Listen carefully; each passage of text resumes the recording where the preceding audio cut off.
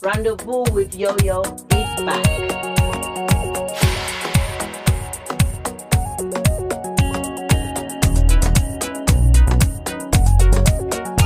Well, ladies and gentlemen, it's been a while. Like I usually would say, I love my fans, I love my followers. Bonjour, bonsoir to people around the world. You know we are all in different timing, but whatever time you see me, I'm gonna say bonjour, bonsoir, bonne nuit, and I'm happy to be back. As you can see, fresh life and kicking. Whoa, what can I say? When you go away for a long time and you come back, and it's like, whoosh, shush, you can't talk about certain things. You can't do this. But guess what? There's so many juice online. My God, I feel like I've been away for so long. So many things is happening. We've got our first ever Prime Minister that's Asian. The next one should be black. Well, let's wait and see. You know, who knows? But I'm back. And I just want to, like, the show is going to be full of so much excitement. Just real vibing, chilling, talking. Feel free to send me emails. Feel free to talk to me. At the end of the show, my details will be at the bottom for you to contact me, ask me any question. We're going to talk about Davido losing his son. We're going to talk about Kanye West go with DEFCON 3 on Jewish people, like he says. Well, that one is a whole lot of theory. Reality, our brother Kanye is not disappointing. He's posting, he's talking. And we're going to talk about Andrew Tate, our mixed race version of Kanye. They're going on crazy. It's going to be fun. One thing I can say wholeheartedly with my chest is that Kanye West, aka Uncle Ye, never disappoints. From his fashion sense, to his choice of women, to his mouth, like English people say, his gob. There's no silence, it's just full of entertainment. And our beloved brother, Uncle Ye, decided to wake up all of us with a text saying, I'll be going DEFCON 3 on Jewish people. Ooh. When I saw that, just like anybody else, I thought, oh my God. Now, if you know about Jewish people, you know, like we have the whole black people and slave trade, Jewish people also have history of torture, murdered, and they have so much history going back to Adolf Hitler days. So when you use the terminology DEFCON, everybody think I'm going on a war front. I'm going on a war battle with Jewish people. I'm going to kill all of them. But that's not what Brother Ye was saying. And it was all taken into context in a different way. Even down to there was issue of spelling error that he clearly said it was a typo error. Now put your hands up. If you've never done no typo error, then you're not human with this modern day technology where you can even take your phone and talk to it and it will type for you. Or you can even use your hand and type will go and tell you another thing. Now I want to say, Mom, you're telling me, Mommy. So Uncle Ye said that statement he made was not exactly the way it was meant to come across. So he didn't mean DEFCON 3. He meant deaf as DEF. Like, he's going to challenge Jewish people. As well, when he meant by Jewish people, he meant the producers of the musical industry, which we all know, majority of the producers. And there's a little video surfacing online with Uncle Ye showing how many percentage of Jewish producers have taken over the music industry, from businesses to entertainment. So what I'm going to say is, that statement Uncle Ye made, it ruffled some feathers. It touched some areas where people were not happy with his statement. I'm not going to say I'm in support of people writing things like that, but sometimes we need to understand whether you're a celebrity or not, you also can make mistakes. And the good thing about Uncle Ye is he has decided to go online and repeatedly prove his points. And when I read that statement, in my mind, I thought, oh my God, the press is going to say this bipolar Negro or this bipolar black man has decided to go crazy on. And this is what the media is good at doing. If you write something, you're famous, it's a weapon against you. If you say something, you're non-famous, they have access to block your social media. They have access to stop you from communicating, as we all know. AKA conspiracy theory calls it the elite. The big bosses, the decision makers we don't see, they can mute you. But Kanye says, I will not be silenced. I will speak and stand up. Another thing that caught my eye was I was watching a video on TikTok with Dr. Omar, you know, like he said,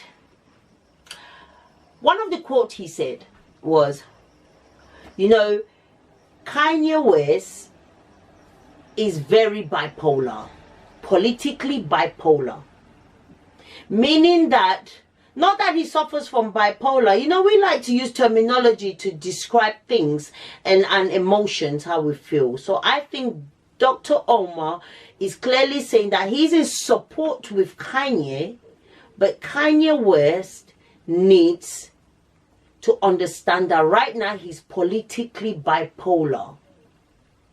Meaning that he says one thing, but which is right. Everything Uncle Ye, like I call him, is saying is right.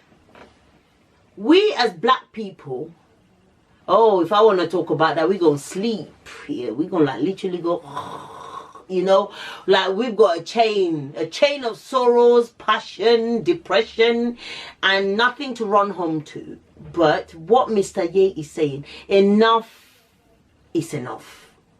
And for years, a lot of artists and politicians, now when we go back to people that have actually said things to stand up for themselves, like we talk about our beloved Martin Luther King. I have a dream was his famous statement. But then he said he continuously stood up for the blacks, stood up for his people, and he was assassinated. That's another whole topic of his own. But this is what Kanye is trying to say. You can't silence us anymore. Mr. West, will not take it. And to be honest, am I in support of him? I'm support of him in some aspect, in the sense that there's freedom of expression in the new genre, in the new years, in the new world we live in. You know, if you put a legislation in place saying that I have freedom of expression, then you can't suppress me from bearing and speaking my own opinion on a platform where millions of fans that he's got will listen to him. Why is that a problem? But there's a legislation in place. You see, Mr. Ye is strictly trying to say enough is enough. Now, this is the kind of topic that you might go say shit and they might just turn me off, like mute, delete, don't exist, get out. I'm not going to get too deep into it, but what I want people to understand is that, yes, he might have mental issues, like some people conspiracy, like they're saying he's mental, he's this, he's that, he's that. But at the end of the day, someone must stand up. There's a lot of Kanye West out there that cannot talk. And there's a lot of Kanye Wests out there that are dying in silence. But if Uncle Ye decide to step up the game and take charge and stand up and open the eyes of many, then what's wrong with it? You know? So, politically bipolar. I go back to Dr. Omar because I found that very interesting. And the way he explained it, he said, I can't say I'm all pro-black, but the next minute you see me, I'm with Snow Bunny. Snow Bunny in the sense that, you know, a Karen, like they say on social media. Kanye, like we know, his wife Kim Kardashian is obviously, it's not black. She's a white lady or Caucasian, you know. But he's have a long list of white women he dates. So what Dr. Omar is trying to say, I can't tell you I'm all about my people, but I'm then marching along with the slave master's seed, or marching along with the descendants, the family, the trail of the slave master. So you need to stand politically correct. If you're A, you're A, you're B, you're B. But he's in support of his movement. Nobody can tell you who to date or who to talk to. But be careful. When you're a public figure, you have to be careful. When you say A, it needs to be A. I can't tell you B, but I'm rolling with C. But the fact that a lot of designer labels have decided to drop him. Balenciaga. I repeat, Balenciaga. You were nothing before Kanye West. And I speak that as somebody that, I like designs, but I'm not a fan of Balenciaga. But come on. This is what he wanted. Please go back and watch his videos before all these Instagram or Twitter statement. He's playing the game.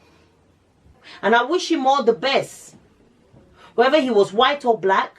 But anybody that stands up for their right, if you know, you know. Like he's a Christian, like he says. He talks about God. He talks about the higher power.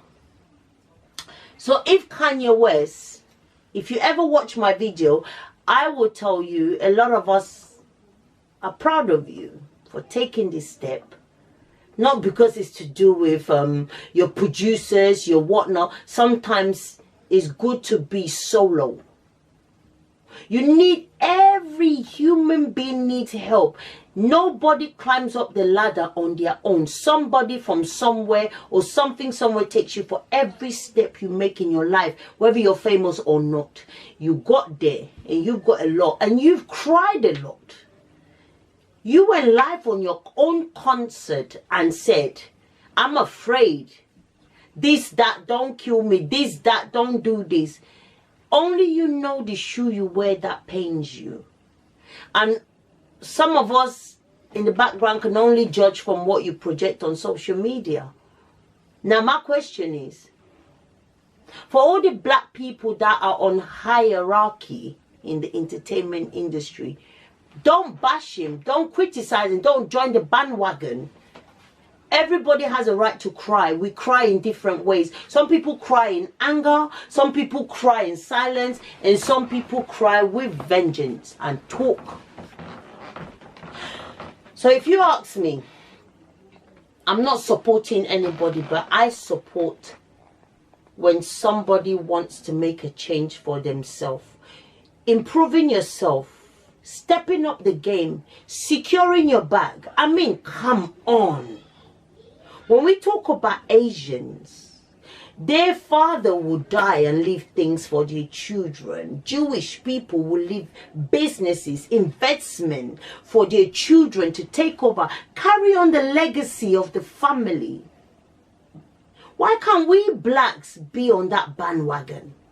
That's all Brother Ye is saying. I want my own share where my kids will pick up from. This is not about color. I strongly believe that. It's about an industry where is probably, because we don't know, we're not in it. He's not the first artist to come out and they try to blackball him. If you know Monique issue, you know.